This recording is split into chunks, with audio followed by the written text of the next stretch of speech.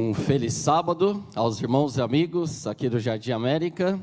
É muito bom retornar aqui a esta casa, a esse templo. Agradeço o convite, a oportunidade.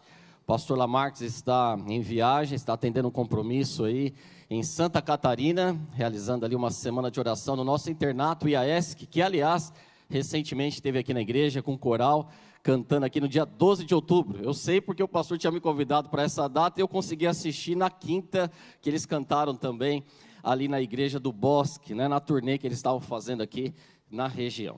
É muito bom retornar, rever amigos, aqui o Tito, o Leandro Quadros, a família querida também, a família Torquato. Eu estou aqui acompanhado da minha família hoje também, quero apresentá-la aqui, pedir para a Gisele ficar em pé, junto com a Ágata e com o Arthur, nossos filhos preciosos, que estão me acompanhando hoje. Obrigado pela presença. Rever aqui a irmã Maria Lúcia, né? Eu carinhosamente a chamo de Maria Lúcida, né? Porque é uma inspiração para nós, com tanta vitalidade, energia e comprometimento. Ver aqui o Breno, tantos líderes aqui, amigos aí da jornada.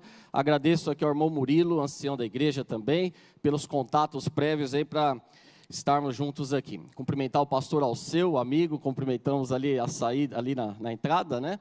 Hoje também é o dia do pastor, né? A associação fez uma homenagem aos pastores da APV há algumas semanas atrás, né? Aproveitando uma data mensal, que temos um encontro com todos os pastores, e ali tivemos um momento especial de inspiração, de gratidão. E hoje os pastores, evidentemente, estão sendo aí homenageados também nas respectivas igrejas e congregações, né? Quero deixar também aqui o registro do Josias, um amigo que nos conhecemos lá na região sul do Brasil. O Jefferson, você está por aqui hoje também, que é o novo diretor aqui do colégio, substituiu o professor Vitor. De fato, irmãos e amigos, é uma satisfação estarmos aqui. O irmão citava há pouco aqui a questão da data, né? 22 de outubro de 1844. É uma data realmente emblemática, porque nessa data é a última referência que temos em termos bíblicos, de uma profecia de tempo, né?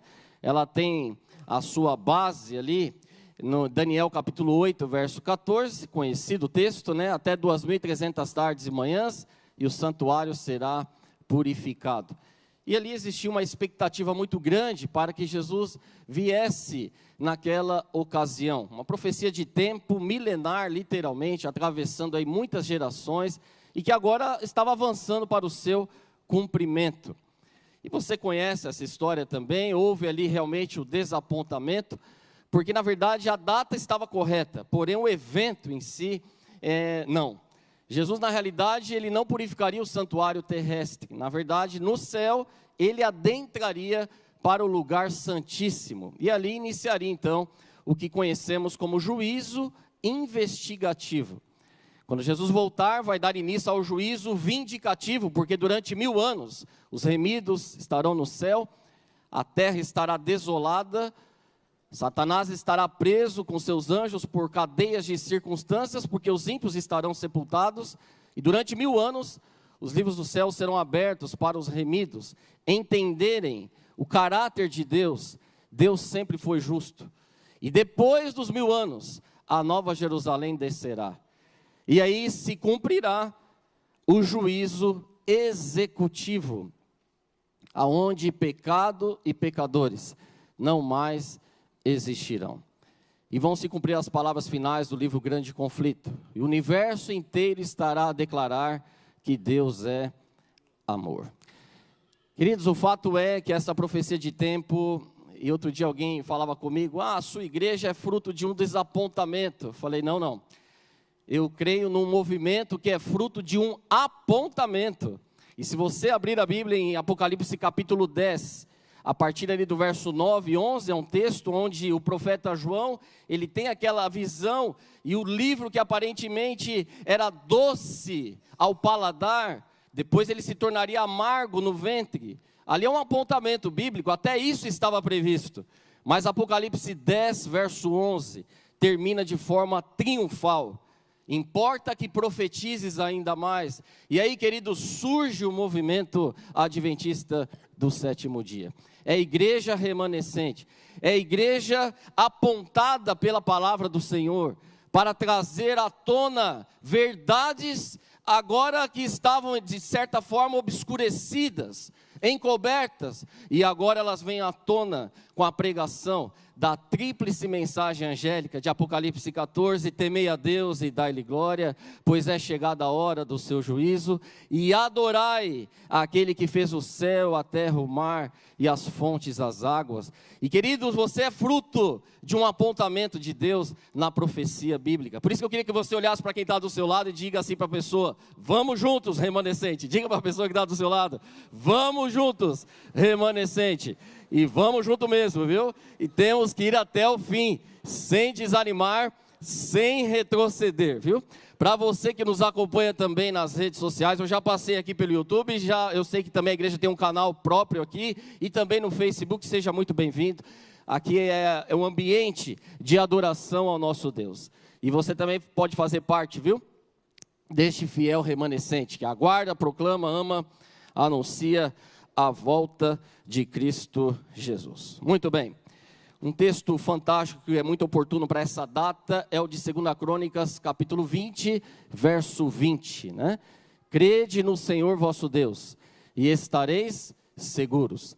Crede em seus profetas e prosperareis. Eu estava lendo essa semana um dos textos do Espírito de Profecia, em que a autora, a escritora americana Ellen White, ela inspirada por Deus, ela faz uma alusão no livro Testemunhos para a Igreja, volume 2, página 605, que os escritos inspirados, eles foram conduzidos por Deus como testemunhos para esse tempo do fim, porque a Bíblia, em algum momento, não estava sendo levada tão a sério.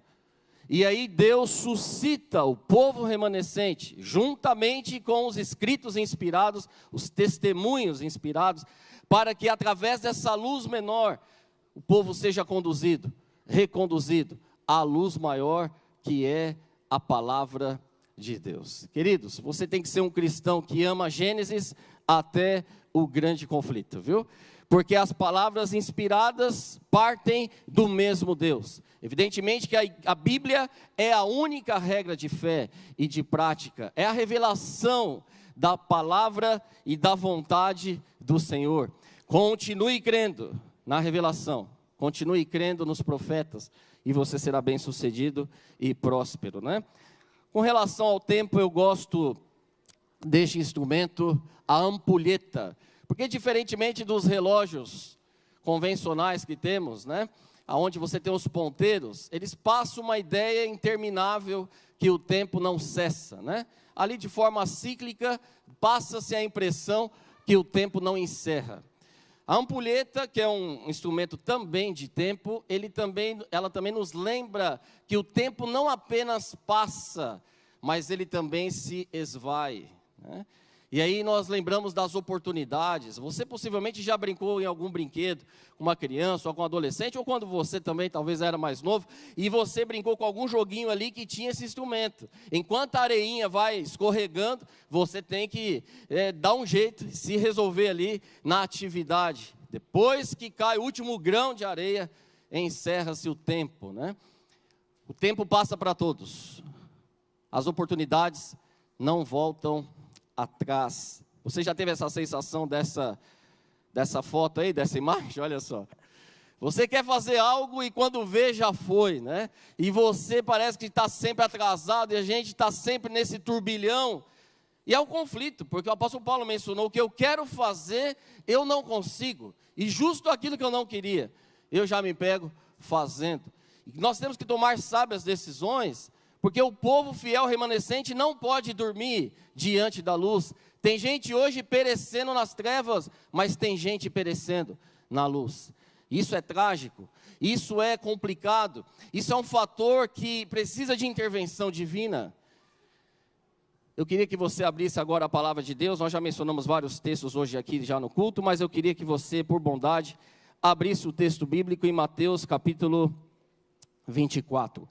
Mateus capítulo 24, porque dentro da profecia bíblica, dentro do movimento remanescente, dentro da pregação para esses últimos dias, a mensagem da volta de Jesus, ela é o cumprimento das esperanças, desde os pioneiros, desde o povo do Antigo Testamento, desde Abel, o primeiro justo a morrer de forma injusta.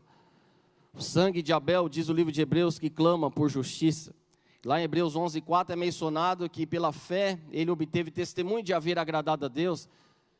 E através da sua fé, mesmo depois de morto, ele ainda fala. Queridos, isso é um texto poderoso. Estou citando aqui Hebreus 11:4. A sepultura não é capaz de conter o testemunho de um fiel filho de Deus. Amém por isso? Porque aquele que é fiel, as suas obras os acompanham. E na realidade, elas permanecem na memória, na lembrança das gerações que se sucedem. E ainda fica registrado no infalível livro da vida do Senhor. E daqui a pouco, Jesus vai voltar.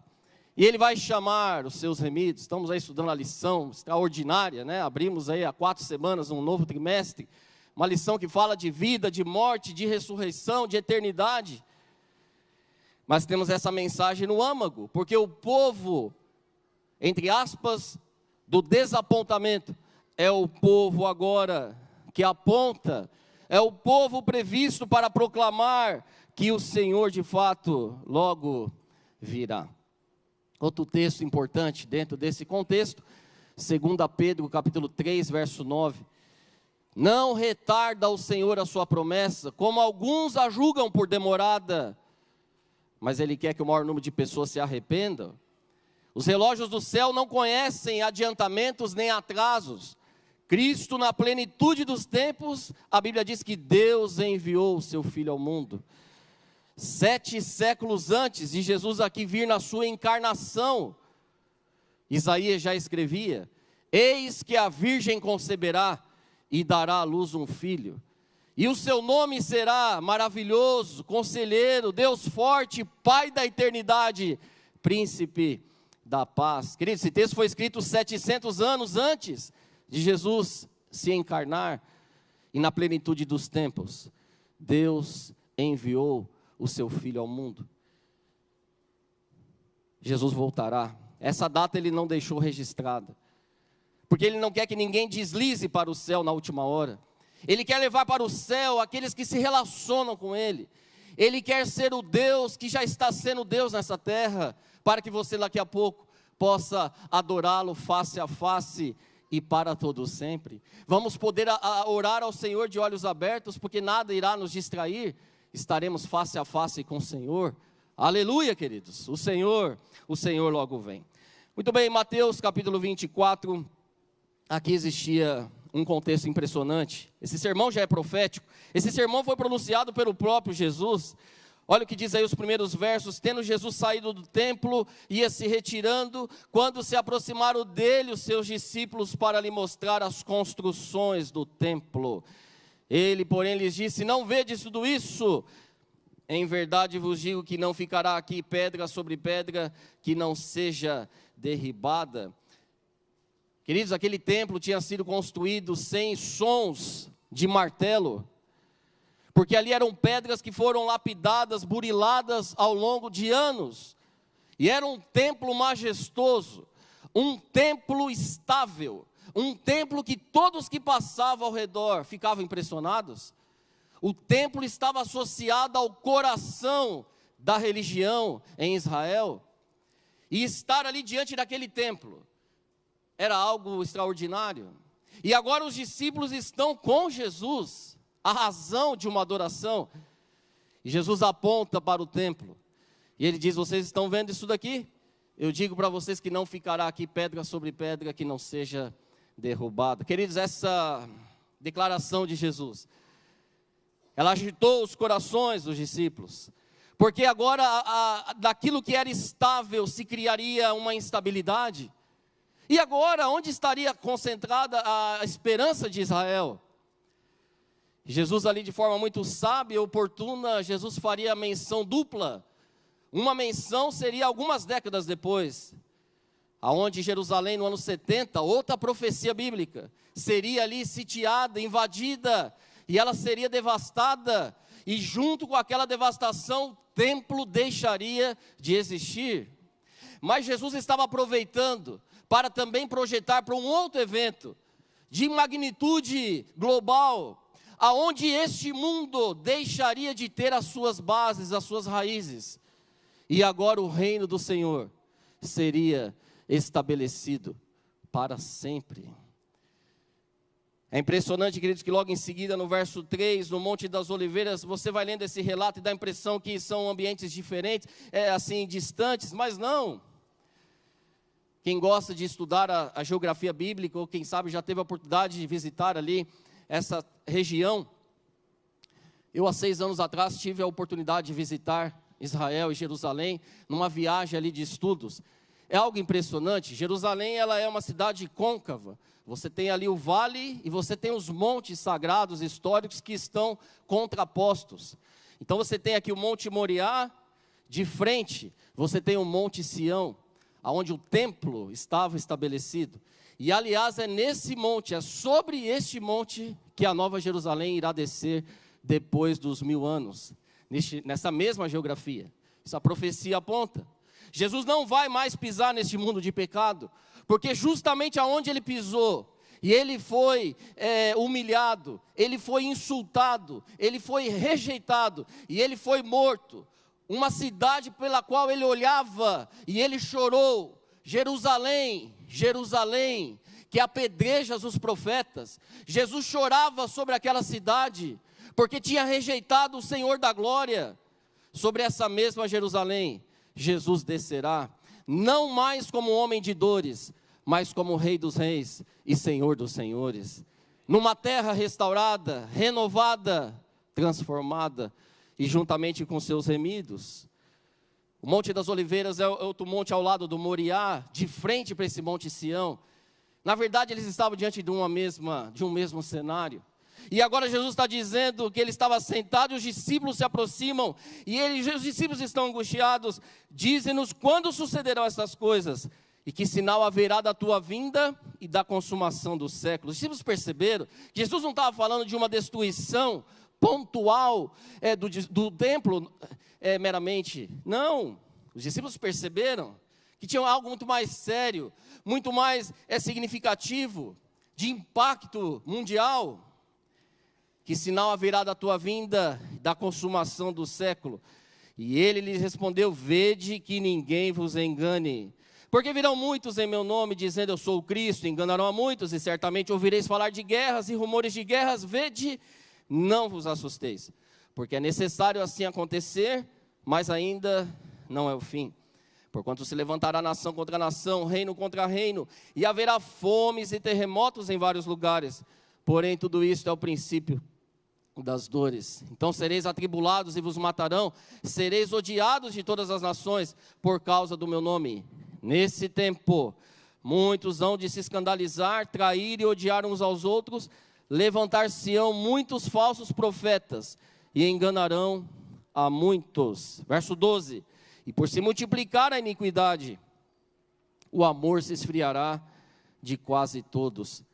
Aquele, porém, que perseverar até o fim, esse será salvo. Queridos, nós estamos lendo um texto que foi escrito há quase 2000 anos atrás, e parece que eu estou lendo aqui nessa manhã de sábado, 22 de outubro de 2022, um texto do jornal, quem sabe aí da Folha de São Paulo, do estado de São Paulo, aqui de Jacareí. O texto ele é altamente pertinente, oportuno e atualizado. Quando esse texto foi pronunciado, Jesus evidentemente ele já via o amanhã. Aliás, Deus consegue olhar para frente da mesma forma que eu e você olhamos para trás, porque Ele já está lá. E é um dos hinos que eu acho maravilhoso que cantamos, porque Ele vive. Você pode crer no amanhã, porque Ele vive. Queridos, é impressionante que esses sinais que já aconteciam, alguns deles na época de Jesus, o problema da fome não é um problema social atual, isso é um problema de desigualdade. O pecado, ao se instalar nesse mundo, já desconfigurou. Aquele plano linear de Deus ficou desconfigurado. Já na primeira geração, a gente viu ali um assassinato. Caim matou Abel. Caim e Abel, que nem avós tiveram, porque Adão e Eva vieram das mãos do Criador. Você já vê ali, identifica o fruto, o salário do pecado, que é a morte. Existem estudos aí que apontam que o que hoje é jogado fora, no lixo, em termos de desperdício das mesas dos mais abastados no mundo, seria suficiente para aplacar, conter a fome no mundo. Querido, esse dado ele é trágico. Acabamos de ver um provar e ver de pobreza extrema, de limitação do básico, do que hoje é jogado fora, em termos de desperdício, daria para conter a fome no mundo. Que desigualdade. O problema de guerras não era também um problema só atual, na época de Cristo já existia. Mas uma coisa que você tem que ter bem claro, isso aí é evidente. Conforme o tempo vai passando, ou foi passando, a incidência e também, podemos assim dizer, não só a incidência, mas também a intensidade com que esses sinais preditos aconteceriam, eles seriam de forma avassaladora. Enquanto a gente está aqui adorando a Deus, está acontecendo terremoto no mundo, mas essa já não é uma notícia que nos surpreende. Antigamente você ouvia falar de terremoto, você olhava para baixo e ficava ali. Não, hoje nós já começamos a ficar cauterizados com a consciência. Aqueles que gostam das mídias aí sociais, das matérias na mídia, hoje uma notícia trágica, seja ela qual for, de qual opróbrio for, de qual escândalo for, ela tem validade. Ela fica em cena em torno de 48 horas, porque já tem outras para tomar o lugar. E nós vamos podemos assim dizer, nos adaptando por baixo. Nada parece que nos surpreende mais. E o ser humano, queridos, nesse caos, na parte espiritual, na parte social, na parte econômica, na parte política, enfim, nessas esferas da vida, diante desse caos, a Bíblia diz que existe um sinal que eu e você devemos nos preocupar e nos ocupar. Sabe qual sinal é esse? É o que está no verso 14. Mateus 24, 14. E será pregado este evangelho do reino por todo o mundo, para testemunho a todas as nações, então virá o fim. Queridos, não é uma bomba no mundo que vai trazer Jesus a essa terra. Não é uma paz mundial, uma aliança que vai trazer Jesus a este mundo. O que trará Jesus a este mundo é o evangelho ser pregado a toda criatura, e então virá o fim. Se você estava nesse emaranhado todo, olhando mais para trás do que para frente, a nossa vida é como o retrovisor de um carro, por exemplo. O retrovisor tem importância, te dá referência, mas ele é muito menor do que o para-brisa. O para-brisa aponta onde deve estar a sua atenção, a sua concentração maior, é o que está pela frente. E queridos, o que está à nossa frente é simplesmente eternidade. É eternidade, é vida para sempre. Então você tem que olhar para a história, com certeza, você tem que olhar para os pioneiros, você tem que olhar para a revelação, mas você tem que olhar para frente, porque nós estamos atravessando a linha de chegada, o Senhor logo vem. Você tem que olhar para o cenário ao redor, e realmente é um cenário complicado, é um cenário instável, é um cenário que ameaça, ele é intimidador, ele é provocativo, mas você tem que olhar para o cenário redentivo, porque a nossa redenção se aproxima, o Senhor logo vem, é Ele que vai estabelecer o reino. E se você precisava ouvir algo aqui nesse sentido, eu e você, está aqui, persevere até o fim. A perseverança é a virtude dos justos. Apocalipse diz, aqui está a perseverança dos santos. São os que guardam os mandamentos de Deus e mantêm a fé em Jesus. E a fé em Jesus tem a ver com a revelação inspirada também, com o espírito de profecia. Creia no Senhor vosso Deus e você vai estar seguro. Creia nos profetas e você prosperará. Mas, queridos, eu preciso fazer um pequeno parênteses aqui. É interessante que dentro desse cenário que Cristo apresentou, nenhum destes sinais, a não ser o verso 14, nenhum destes sinais sociais no mundo, enfim, tem a ver com Deus, tem a ver com as obras de Satanás. Esse é um detalhe que a gente tem que atentar também. Não é Deus que provoca a fome no mundo. Jesus é o pão que desceu do céu. Jesus multiplicava o pão para as pessoas, mesmo o pão físico. Ele pediu para a gente orar: o pão nosso de cada dia dá-nos hoje. Na história de Israel, Deus mandava um maná a cada dia. Deus é o Deus que provê. Deus é o Deus que nos liberta. É Satanás o responsável por causar a desigualdade no mundo. Por trás existe o grande conflito. Você acha que é Deus que provoca uma guerra hoje? Queridos, a Bíblia diz que Jesus é o príncipe da paz.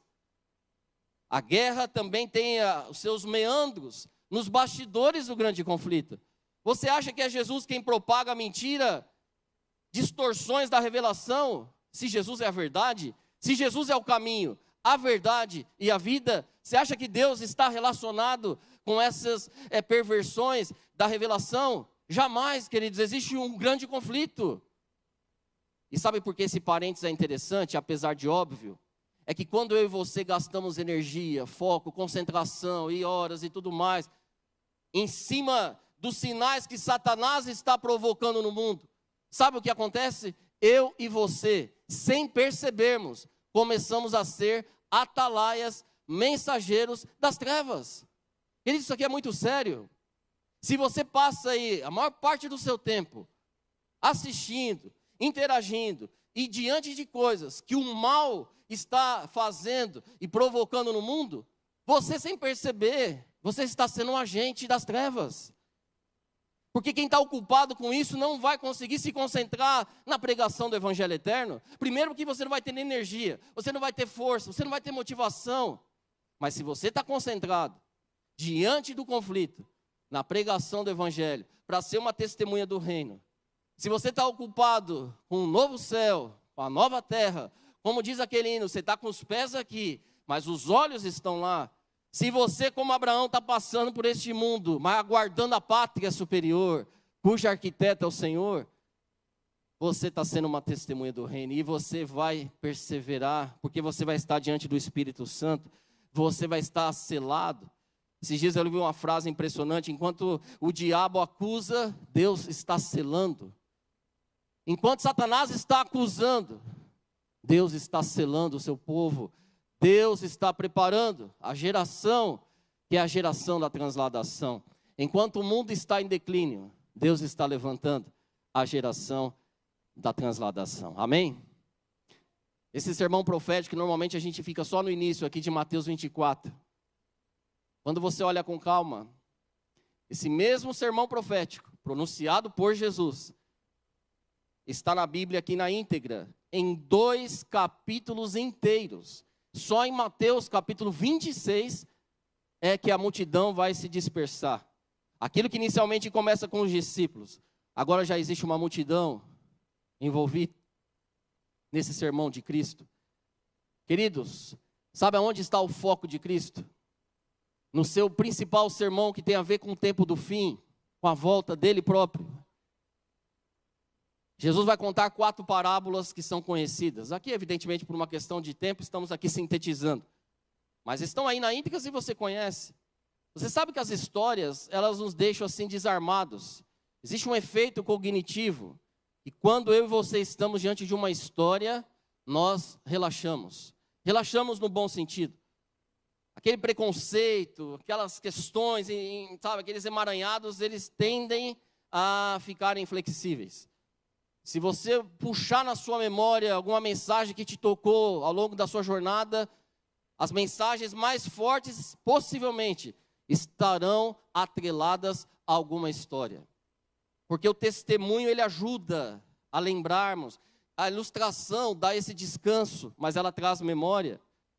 Jesus já era a ilustração do Evangelho entre nós, mas ele fez questão de contar muitas histórias. E quando você lê os Evangelhos, e temos aí pelo menos 3 que são sinóticos, né? Mateus, Marcos e Lucas, várias dessas histórias até se reproduzem, com alguns detalhes por cada um ali, por cada instrumento de Deus, escritor.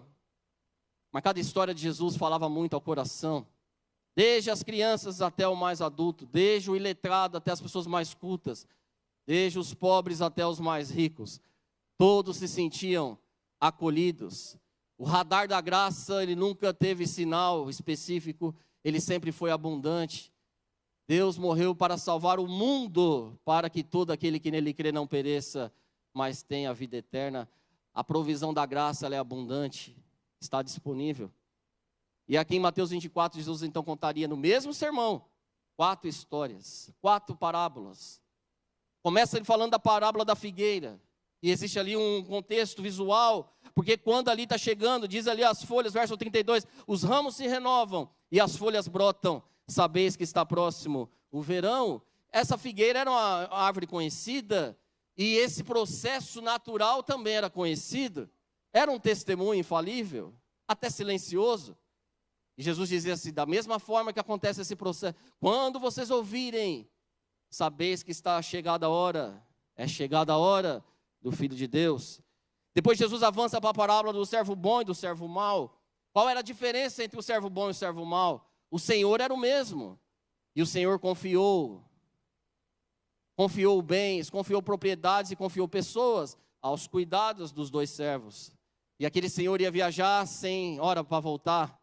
Quando ele chega, o servo bom, reconhecido na parábola, foi aquele servo fiel, foi o servo que honrou a confiança, mesmo na ausência do Senhor. Ele não trabalhava sob câmeras, ele trabalhava com ideal, com um propósito, ele era fiel a uma missão. Já o servo negligente, ele passou, a Bíblia diz, até a espancar aqueles que ele deveria acolher. E houve aqui uma sentença sobre esse servo negligente. Queridos, Jesus avança para a parábola das 10 virgens. Eu vou fazer só um pulo rápido aqui. Vou para a dos talentos primeiro, depois terminamos com a das 10 virgens. A parábola dos talentos, que também está no mesmo sermão. Um recebeu 1, outro recebeu 2 e o outro recebeu 5 talentos. E da mesma forma, o Senhor que concedeu os talentos iria se ausentar, mas haveria uma prestação de contas. E essa parábola pronunciada por Jesus diz que quando o Senhor voltou, aquele que recebera 2 talentos, ele se esmerou, se aplicou, multiplicou. O que recebeu 5 da mesma forma, também multiplicou o que foi confiado. Esses 2 receberam felicitações pelo Senhor, do Senhor. Mas o que recebera 1, a Bíblia diz que ele enterrou, ele escondeu. Talvez pensou, isso aqui não vai fazer diferença. Cada talento enterrado, você está colocando em descrédito aquele que concedeu o talento. Estou falando para alguém aqui que talvez está escondendo algum talento. Deixa eu te dizer algo, te lembrar. A palavra do Senhor inspirada diz que todo convertido nasce no reino de Deus como missionário. Vou repetir. Todo convertido nasce no reino de Deus como missionário. Você não precisa me responder aqui. Mas se você olhar agora para o retrovisor da sua jornada espiritual, quantas pessoas estão te seguindo? Não estou falando na rede social. Não estou te falando não. Eu estou te falando em termos de seguir você, porque você está seguindo a Jesus. Quantas pessoas? Todo convertido nasce no reino de Deus como missionário. Deus concede dons, e os dons são múltiplos. Desde o dom do sorriso. Esses dias eu ouvi um testemunho de uma pessoa que veio para a igreja adventista. E quando foram ali, naquele momento de ouvir a história e tal, foi perguntado, foi a habilidade do instrutor da Bíblia, na perspicácia ali com os termos bíblicos.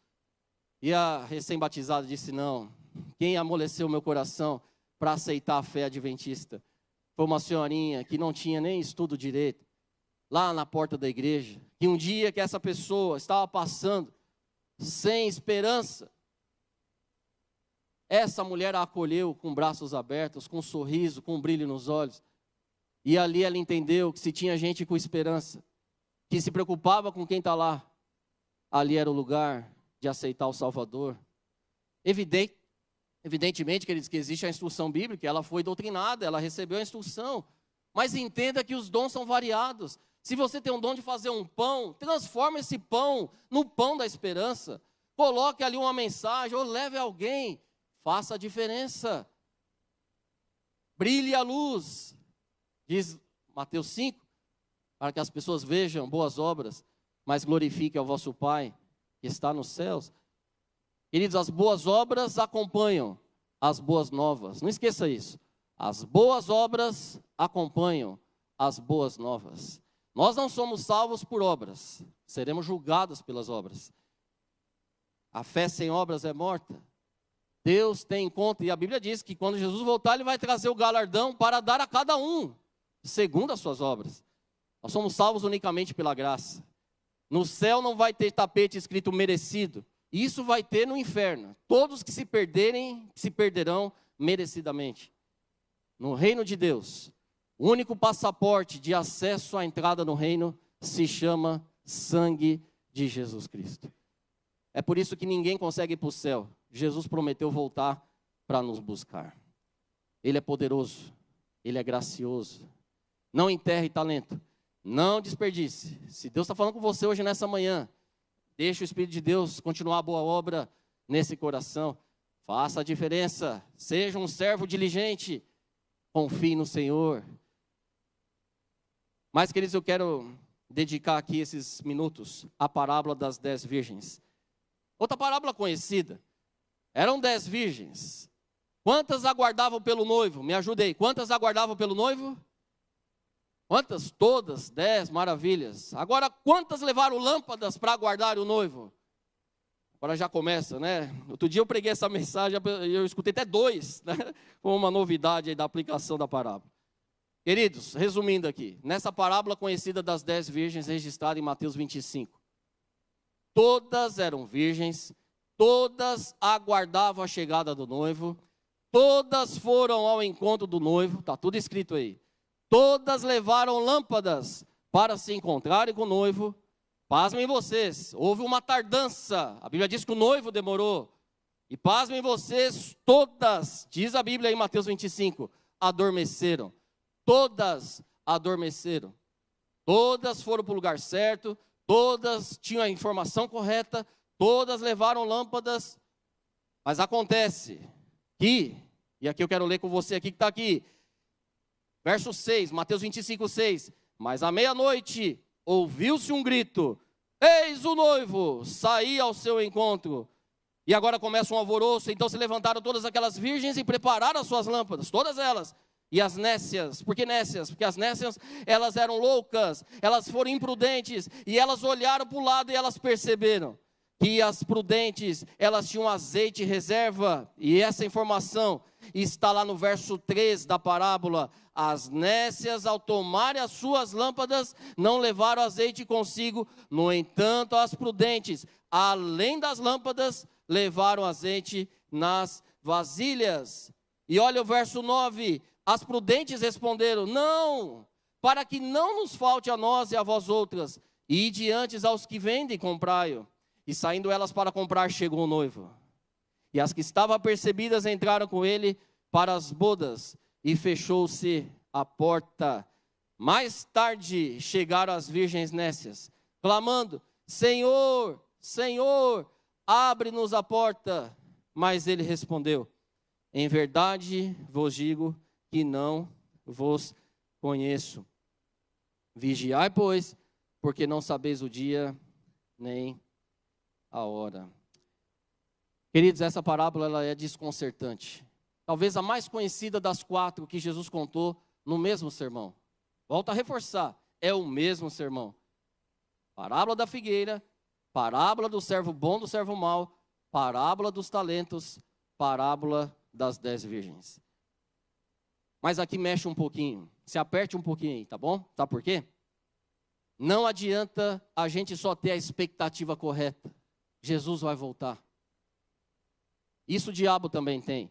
O diabo, nesse aspecto, também é um adventista. Porque ele crê que Jesus vai voltar. Se você crê no advento de Cristo, você é um adventista. Mas não é suficiente crer que Jesus vai voltar. Essa parábola, ela desvenda para nós que não adianta eu só estar nos ambientes em que eu preciso estar para me encontrar com o noivo. Que Jesus é o noivo. Jesus é aquele que vem. Jesus é o servo, é o Senhor, na realidade, das parábolas que ele está contando. Jesus contava as parábolas, mas o sujeito das parábolas era ele próprio. Ou era Deus Pai, Deus Filho, Deus Espírito Santo, ou a palavra do Senhor. São elementos transcendentes, eternos. Não adianta eu só estar nos ambientes. Não adianta eu estar, talvez, com alguns instrumentos que são orientados para eu estar quando o noivo chegar. Todas levaram lâmpadas. E, queridos, ali era um protocolo de honra. Receber um noivo para as festas era um privilégio, mas era um ponto de honra. Você aguardar a chegada de um noivo com a lâmpada apagada era um sinal de desrespeito. Era um sinal podemos assim dizer, de desleixo, de despreparo. E agora, a diferença estava no azeite. É bem provável que agora as coisas vão se harmonizando. Quem é o azeite? É o Espírito Santo. Ele é o óleo, ele é o combustível. Sabe, queridos, você e eu somos as luminárias de Deus. Aqui tem o clube, né, Luzeiros. Você é uma luminária de Deus, você é uma luminária, só que assim, para você e eu estarmos acesos, nós precisamos do óleo do Espírito Santo. Porque se não tivermos o Espírito em nós, a lâmpada vai se apagar. Não vai ter combustível suficiente para aguardarmos o noivo chegar. Olha a relação, queridos, porque você aguarda aquele que vem, mas tem alguém que está aqui. Existe alguém que está aqui que também é divino. É o Espírito Santo. Aliás, é o Espírito Santo que nos convence da verdade. É Ele que nos guia à verdade, nos convence do pecado, da justiça, do juízo. A Bíblia diz que o Espírito Santo é aquele que nos assiste nas nossas fraquezas. A Bíblia diz que o Espírito Santo é aquele que traduz as nossas orações com gemidos inexprimíveis para que elas cheguem ao trono da glória de Deus, porque lá está o intercessor Jesus para atender conforme a sua vontade. Eu não posso aguardar o noivo e desprezar o Espírito. Eu não posso me iludir que eu estou com a informação correta, que eu tenho a expectativa correta, mas eu estou aí andando por conta própria. Nós não temos luz própria. E, querido, isso aqui é muito sério, porque com a tardança do noivo, veja só, queridos, o que aconteceu com o povo em 1844. Alguns ali estavam tão agarrados a uma expectativa. Infelizmente, parte daquele povo acabou morrendo nas trevas, acabou perecendo nas infiltrações, nas acusações daqueles que não aceitavam a verdade. Mas graças a Deus que Deus teve um remanescente, e louvado seja Deus por isso, porque Deus sempre tem um remanescente. Deus sempre tem alguém que persevera. Deus sempre teve e terá um fiel para levar a tocha da verdade até o fim. Amém por isso? Crede no Senhor, crede em seus profetas, creia no Espírito Santo. Permita que o Espírito de Deus hoje possa encher o nível do combustível na sua vida, para que você seja uma luminária, para que você resplandeça, para que você seja uma testemunha do reino e não fique aí propagando as trevas, para que você se envolva como testemunha do Senhor, porque o Senhor logo vem, o Senhor logo vem. E eu gosto da definição de remanescente, não é aquele que sobrou. Você já deve ter ouvido isso daí, eu lembro quando eu era criança. Remanescente é o que sobrou. Não, isso não é digno. Remanescente é o que preservou. Remanescente é aquele que não se contaminou, é aquele que mesmo afrontado e tudo mais, perseguido, ele perseverou, ele preservou, ele permaneceu. Remanescente é aquele que permanece. Remanescente é aquele que preserva o evangelho eterno. Este é o remanescente. Não é o que sobrou, é o que permaneceu. É o contrário. É aquele que manteve a origem. É aquele que olhou para trás e falou: se foram fiéis lá, eu serei fiel aqui. Nós estamos numa corrida de revezamento. Daqui a pouco é abraçar o Senhor da glória. E agora sim, partindo agora para o final, quero contar essa história. Essa história aconteceu no ano 79 da era cristã. Existiu uma erupção desse vulcão chamado Vesúvio. Quem gosta de história, Tito, na época era o imperador de Roma, Tito, seu xará. No ano 79, esse vulcão entrou em atividade, ele entrou em erupção súbita. A história registra que 2 cidades, de forma especial, elas foram atingidas. A cidade de Pompeia e a cidade de Herculano. 2 cidades, elas foram gravemente atingidas pela erupção do vulcão ali na história. É impressionante que a cidade de Pompeia, de forma especial, a cidade de Pompeia, ela deixou de existir. Ela saiu do mapa, ela deixou de existir literalmente. E essa cidade, quando ela desaparece do mundo, ela fica ali soterrada pelo caos dessa tragédia. A história registrou que muita gente tentou fugir, normal, com a erupção do vulcão em atividade, as pessoas tentavam fugir para se salvar, mas era em vão, porque na rota de fuga, as lavas, as cinzas ali, os gases sulfurosos, acabavam atingindo essas pessoas, mesmo em rota de fuga, e acabavam morrendo. E assim foi. E a cidade que existiu lá no passado, e agora não existia mais, por volta ali do ano de 1700, bem mais perto de nós aqui, né? Comparado lá com o primeiro século, no ano da destruição. Alguns arqueólogos, que são esses eruditos, que gostam de explorar ruínas, escavações, vestígios, eles se reuniram em alguma parte do mundo, e eram os especialistas da especialidade especializada. E esses homens ali se reuniram. E dentro do termo científico, eles levantaram algumas hipóteses, né? Que é o termo técnico aí, quando você tem um vazio de conhecimento, mas vai em busca para você comprovar se é mesmo ou não, ou se pode ser aquilo ou não. São as suspeitas, né? E essa história, queridos, impressionante, diz que nesse grupo de arqueólogos, alguém levantou a suspeita, a hipótese. Será que a gente não conseguiria fazer uma expedição e lá onde existiu a antiga cidade da Pompeia? Alguém disse, mas nós vamos voltar lá depois de quase 1.600 e poucos anos? Mas será que não dá para descobrir nada? Será que a gente não consegue explorar alguma coisa? Queridos, foi feito um alto investimento. Por volta do ano de 1700, uma expedição foi direcionada para a antiga cidade de Pompeia. Por vários séculos estava ali soterrada. Não havia nenhum tipo de vida ali, nenhuma vegetação, nenhum animal, nenhum ser humano. E diz essa impressionante história que quando eles se aproximaram, eles começaram, porque tinham um maquinário, eles começaram a remover ali a camada de entulho por cima daquela superfície. E assim que essa camada de entulho começou a ser removida, eles começaram a identificar alguns buracos, numa massa mais endurecida que estava embaixo. E eram buracos assim diferentes, com formas diferentes. E lá estavam especialistas. E aí foi levantada uma outra hipótese. Será que esses buracos aqui de tamanhos diferentes, de formas diferentes, será que estes buracos não podem representar talvez a forma física de pessoas, de crianças, de animais que morreram lá no primeiro século? Olha onde estava chegando essa expedição.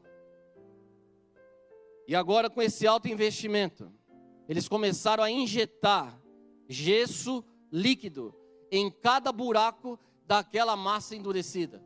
Em cada canto, cada brecha, eles começaram a injetar gesso líquido, para que após o processo do gesso se solidificar, esses gessos fossem removidos, fossem retirados, para que eles pudessem ter uma ideia um pouco mais própria, se aquela investigação poderia ter essa base, de representar literalmente a forma de pessoas que morreram lá no primeiro século.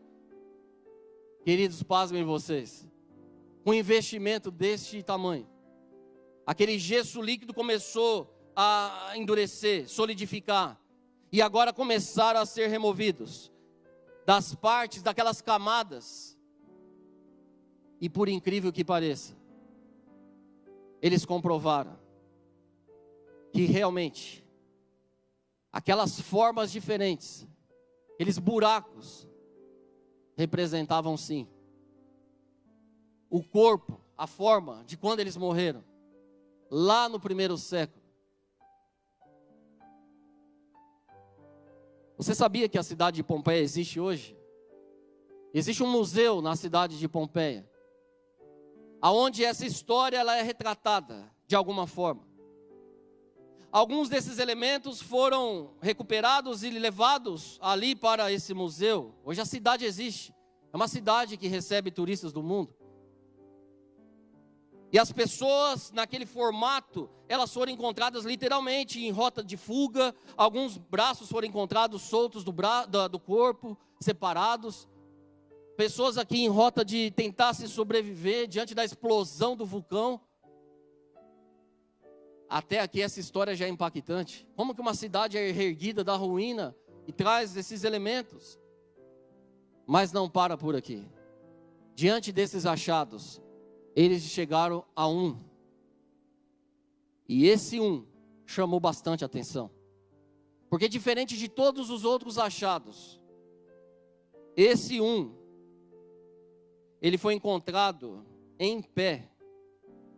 E ele estava praticamente intacto, na posição em pé. E ele estava assim com o braço direito, como se estivesse segurando algo.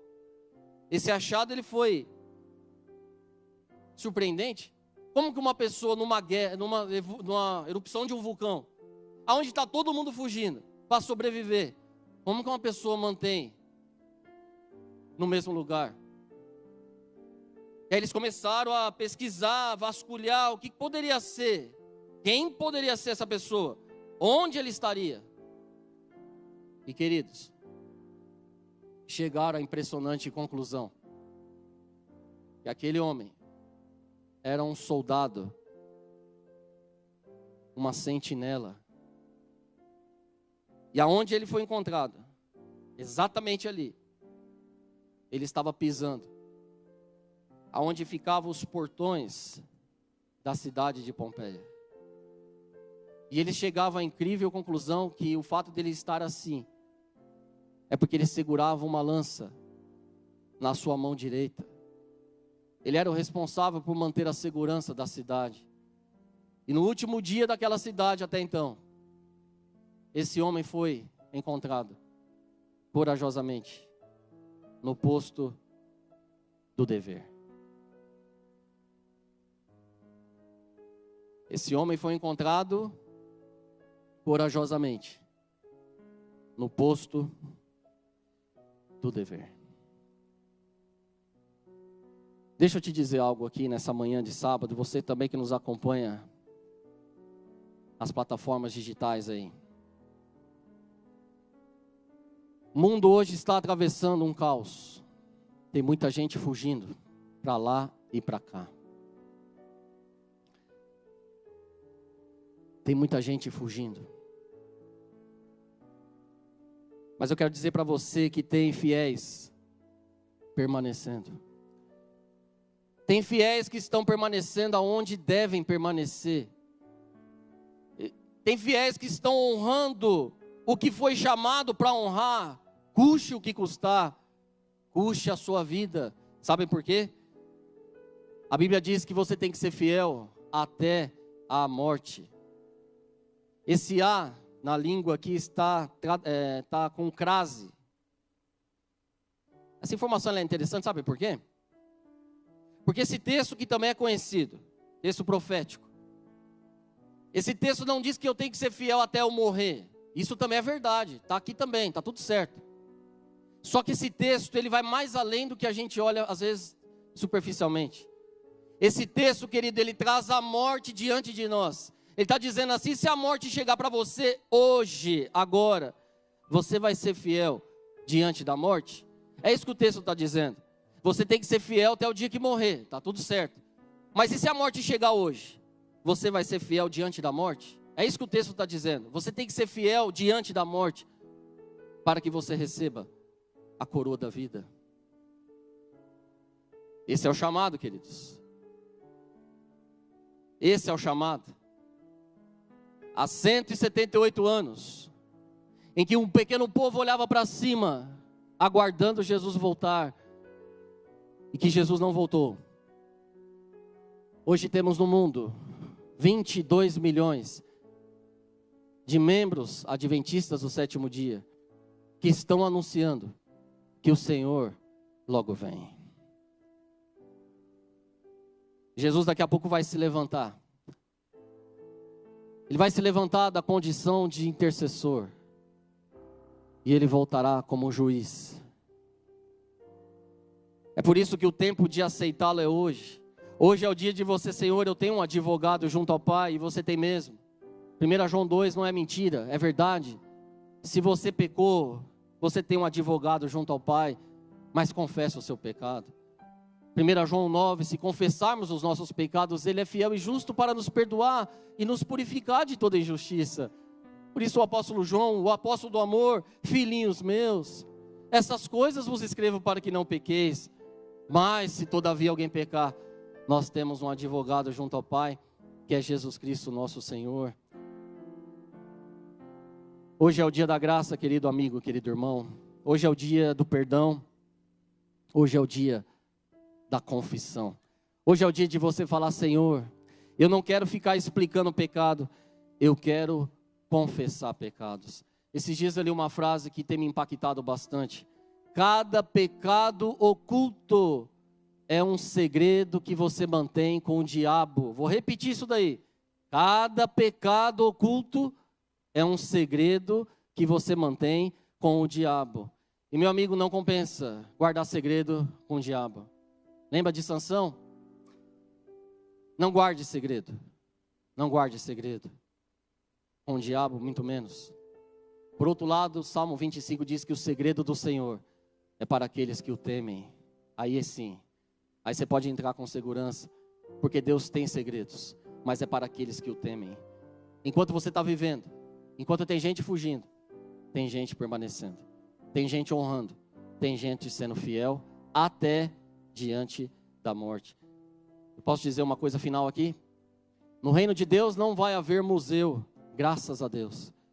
Lá ninguém vai ficar dentro de um vidro temperado para ficar de mostruário para o resto da... Não, queridos, no reino de Deus, todos serão troféus vivos, resgatados pelo Senhor Jesus Cristo, amém? Hoje é o dia de você falar, Senhor, olha, obrigado, porque nesse dia histórico para a sua igreja, em que Jesus atravessava o santuário celestial para entrar no lugar santíssimo, eu estou aqui, Senhor, para receber a sua intercessão nesse dia. Eu quero receber a sua intercessão, para que daqui a pouco ao Senhor voltar, eu veja Jesus face a face, e eu possa morar para sempre com o Senhor, amém? Eu quero convidar a Maureen, vai louvar a Deus com esse último hino, mas eu preciso te fazer um convite. Queridos, nós não estamos aqui num parque de diversões, nós estamos aqui num palco de guerra, é guerra mesmo, é guerra que você não tem, às vezes, a consciência plena. O Espírito de Deus está aqui entre nós, o Espírito de Deus está selando, quando Satanás está acusando, Deus está selando. O Espírito de Deus está passando aqui hoje, está passando pela sua timeline, onde você se encontra, e Ele também quer fazer um convite para você hoje. Você quer ver Jesus? Você também quer ver Jesus? Hoje é o dia de você falar assim, Senhor, eu verei Jesus. Eu verei Jesus. Vou te dizer algo aqui. A salvação não é para quem pode. A salvação é para quem quer. Você não diz amém por isso? A salvação não é para quem pode. É para quem quer. Para que todo que nele crê não pereça, mas tenha a vida eterna. Se você quer tomar essa decisão hoje, renová-la nesse dia, como eu disse, que é um dia memorável, histórico, de boas lembranças. Mas como eu digo, é para olhar para frente e para cima. Se você quer se levantar hoje e falar, Senhor, eu estou aqui, ó. Eu faço parte do povo do advento. Senhor, eu quero ser uma testemunha do reino. Eu não quero ser um propagador do mal. Eu quero ser uma testemunha do evangelho eterno. Eu quero ter a minha vida, Senhor, como uma lâmpada acesa, porque o Senhor, o noivo, logo vem, e essas bodas do Cordeiro não vão ter fim, vão ser para sempre. Se você quer se colocar em pé aqui hoje, eu faço esse convite para você, de falar, Senhor, estou aqui, pode vir, eu irei ver Jesus.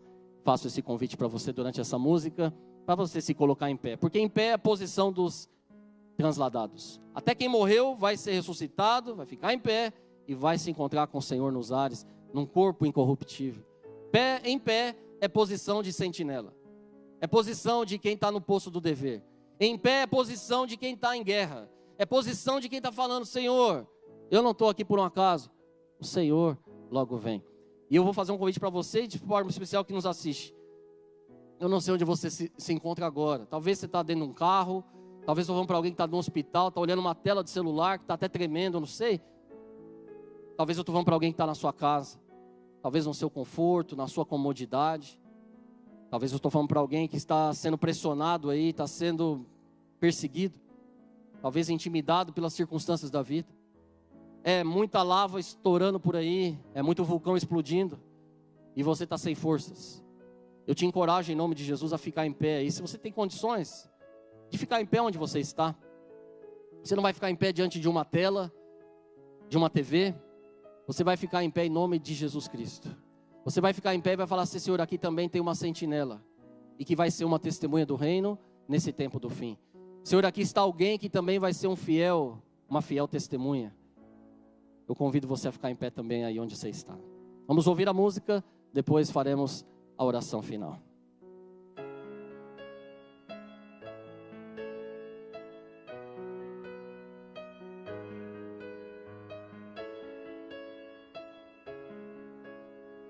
Essa você conhece, pode cantar junto.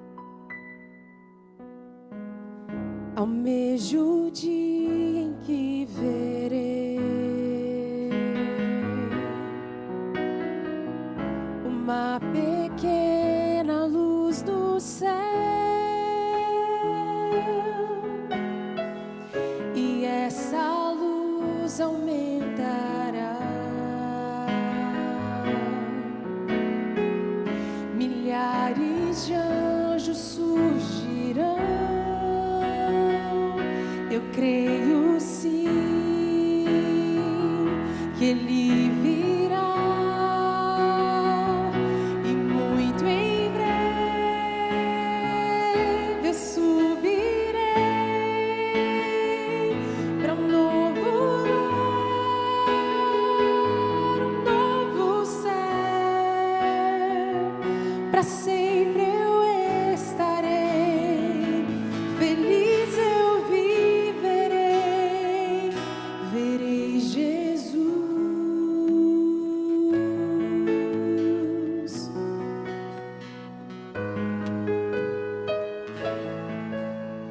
Nosso maior sonho, continue cantando.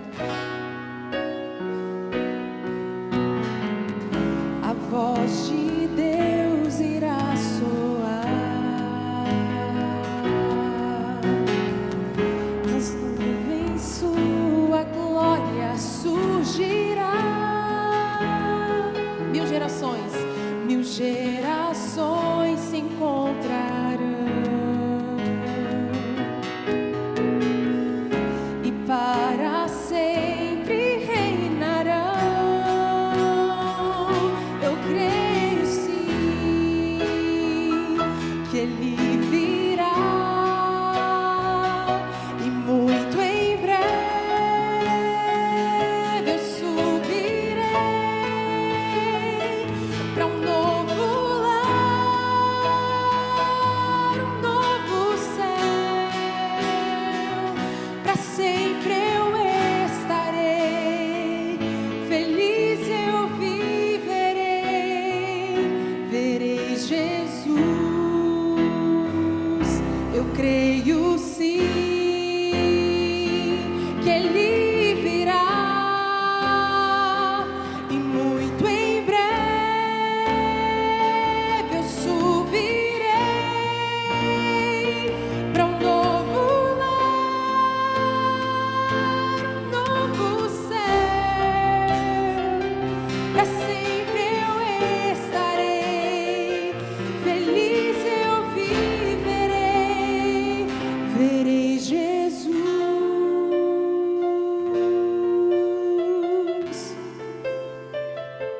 Verei Jesus.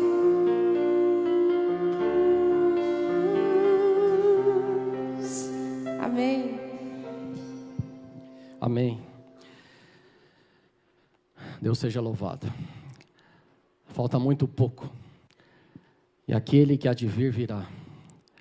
E não tardará. Seja fiel. Até diante da morte. Você receberá a coroa da vida. Vamos orar? Querido Pai que estás nos céus, mas que também está aqui entre nós, na pessoa divina do Espírito Santo. Ó Deus, nós te louvamos porque na Tua graça o Senhor nos permitiu viver nesse dia. É um dia em que traz boas recordações em termos históricos para a Tua igreja.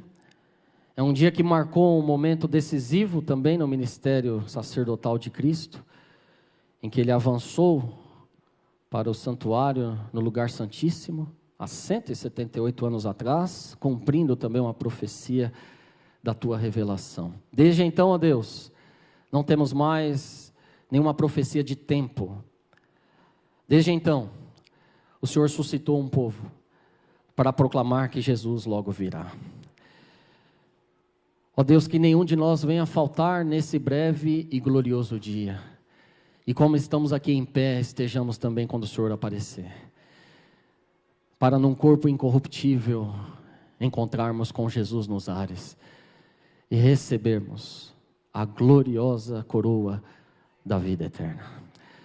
Obrigado porque essa esperança novamente vibra em nosso ser. Aceite o nosso perdão nessa manhã, Senhor. Aceite a nossa confissão. E obrigado pelo Teu perdão, pela paz e pelo poder de sermos novas criaturas em Cristo Jesus. Continue a abençoar essa querida igreja do Jardim América, toda a sua liderança, seus ministérios, os distritos pastorais aqui nessa cidade. Ó Deus, aqui é uma igreja também vinculada aqui por parede, com uma instituição de ensino, e a Tua revelação inspirada também diz que a obra de educar e salvar é a mesma. Aqui existem também crianças e juvenis sendo educados para a eternidade. Ó Deus, acenda os holofotes da Tua graça sobre essa igreja, sobre essa escola, sobre essa cidade. Que cada um aqui seja uma testemunha do reino do Senhor, atraindo outros para aquele que é o nosso Salvador, Jesus Cristo, nosso Senhor. Te peço também uma bênção aos pastores que aqui se encontram. Temos aqui também muitos servidores da Rede Novo Tempo de Comunicação, outro segmento da Tua igreja que atinge milhões de pessoas na pregação do Teu Santo Evangelho. Ó Deus, abençoe essa querida instituição, essa rede que atua na TV, na rádio, na web. Ó Deus, seja Deus através de cada um de nós. Abençoe também o pastor Lamarques e a sua família na condução desse precioso rebanho ao senhorio de Cristo Jesus, o nosso Senhor. Nos dê um restante de sábado muito feliz. Oramos em nome de Jesus. Amém.